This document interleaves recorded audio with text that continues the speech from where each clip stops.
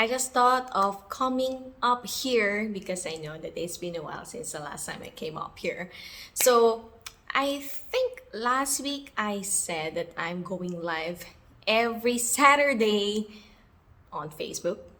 I wanted to do it also here on Instagram, but I thought that I think it's more effective on Facebook because I don't know, people show up on Facebook. So anyways, what I'm gonna do instead for Instagram is just I'm gonna record a story and share with you whatever it is that's coming up for me. So actually, this morning I didn't really feel like working at all, and I was actually chatting with my VA, and I was telling her that let's not have the meeting today. I wanted to create content, and then by noon, of course, you realize that, oh yeah, I actually don't want to show up at all.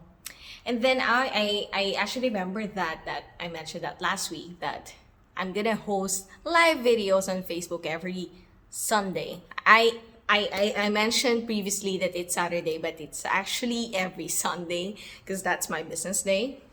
And then it just kicked me that yeah, I can actually show up on Facebook or on live and talking about showing up. So, and I just thought that pre-recording this here on Instagram before I go live at 20 minutes exactly. So, here are the things that maybe the things that's holding you back from showing up. So, first, let's talk about what is not showing up. How do you feel that, or how does that manifest in your life? So the first one is you don't fully show up at your full-time job or your work. You hold back because you think that when you do it, you will get all the work and you will not get paid for it enough. Does that sound familiar? Okay, second type of this problem of not showing up. Not really a problem, but maybe, a behavior or whatever your reaction. You're afraid to start your idea.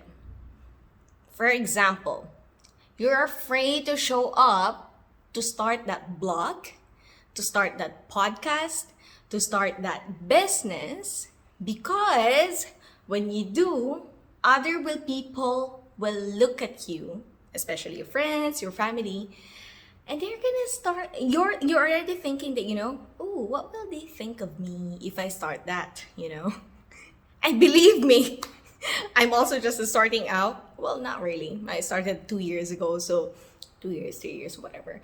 And this kind of fear is also, I can also see it with me. And until today, I'm still kind of, busting through my resistance that I feel like, can I really show up? What will my colleagues think of me? What will my family or friends think of me? Does that sound familiar? Okay, that second one. The last way of you not showing up is you're afraid to be seen because it will require you to step up. Because obviously, when you talk about something, when you do something, when you start your business, when you start your blog, when you start your podcast, when you show up more at work, like, taking on more responsibility, then people will see you. And when people see you, they will criticize you. And when people criticize you, you will not feel like you're that competent person anymore. But the thing in life is, if you really want to not really get out of your comfort zone, because the fact that you are competent enough to do what you have to do is actually a sign that you're kind of going out of your comfort zone, correct? But the thing is, being competent is not enough if you really want to live your life to the fullest. What you need to do is to go out of this zone of competency and jump into your zone of genius.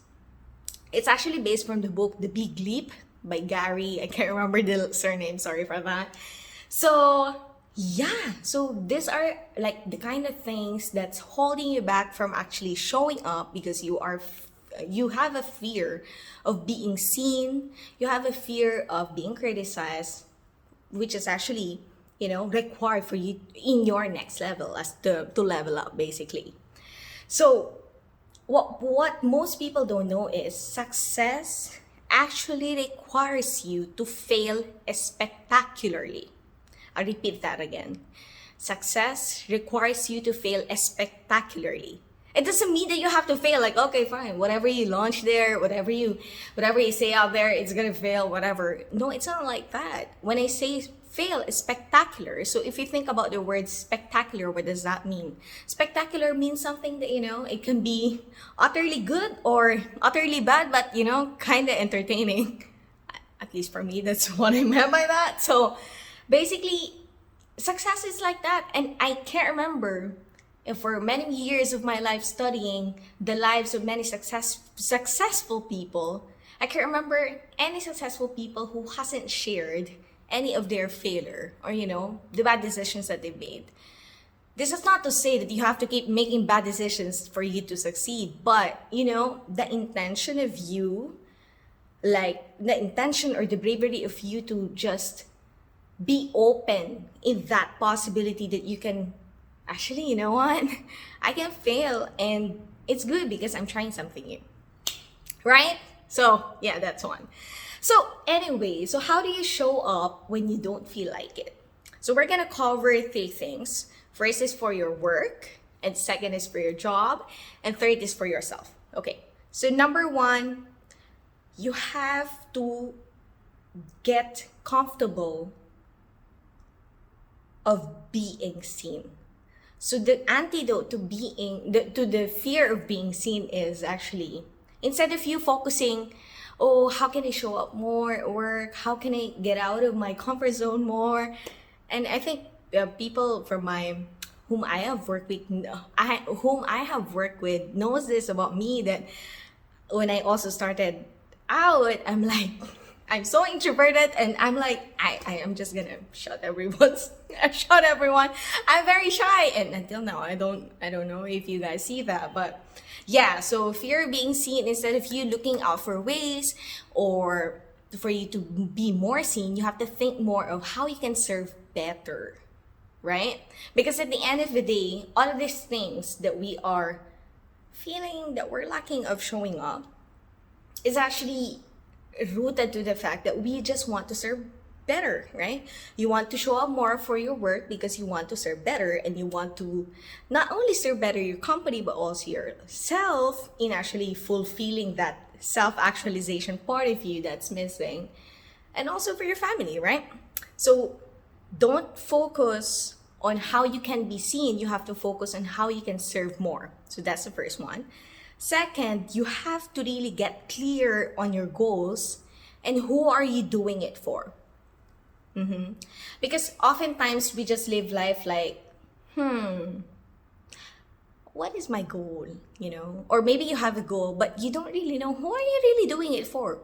Anyway, if you just do it for yourself, obviously you can just ignore that a bit of times, because it's like, anyway, it's just for myself. I would not be, it's not for anybody else. So if I don't get that, it's only myself. So, but it's not like that. You have to think bigger than yourself, because if you set goals that's actually reaching beyond yourself, then that's gonna motivate you more, basically, to push. Okay? So get clear on your goals. You don't do it for people so that people will see you. Remember this. You will not show up your very best self, your most competitive and your most genius self for other people, but so that your future self can thank you. Okay? And the third is, start small and don't set up yourself for failure. It's kind of counterintuitive, isn't it? Because I just mentioned a while ago that you have to get out of your comfort zone. But one of the reasons why you don't want to get out of your comfort zone is because you're afraid to fail or something like that. But now I'm telling you that don't set yourself up for failure. How do you do that? So of course, there are times that we will feel that we're so pumped. I'm gonna promise this. I'm gonna do this. Blah blah blah. And then when you overpromise basically until you don't do anything, and then you're actually setting yourself up for failure. So the way to do this so that you can show up slowly but surely is just set up little goals, and then when you see yourself becoming more consistent with it, then increase it. And then when you become consistent in that a little bit bigger goal, then make some more, correct? Okay, next is, and last one, you have to really seek for support. And I'm telling this, I think ever since I started showing up here on Instagram, I've been telling this that one of the fastest way of my growth as a person, as a marketer, and also as a coach or a business owner is I really get support. So I don't just, ask for friends' advice. Of course I do that. There's nothing wrong about that. But I intentionally connect with people most of the time older than me, or maybe just the same age or even younger than me, but knows much more on the things that I am actually aiming for. Basically, get a mentor and a coach because that's the fastest shortcut for you to get closer and really save more time from, mistakes as well. Yeah, so that's that. And yeah, I think that's pretty much it.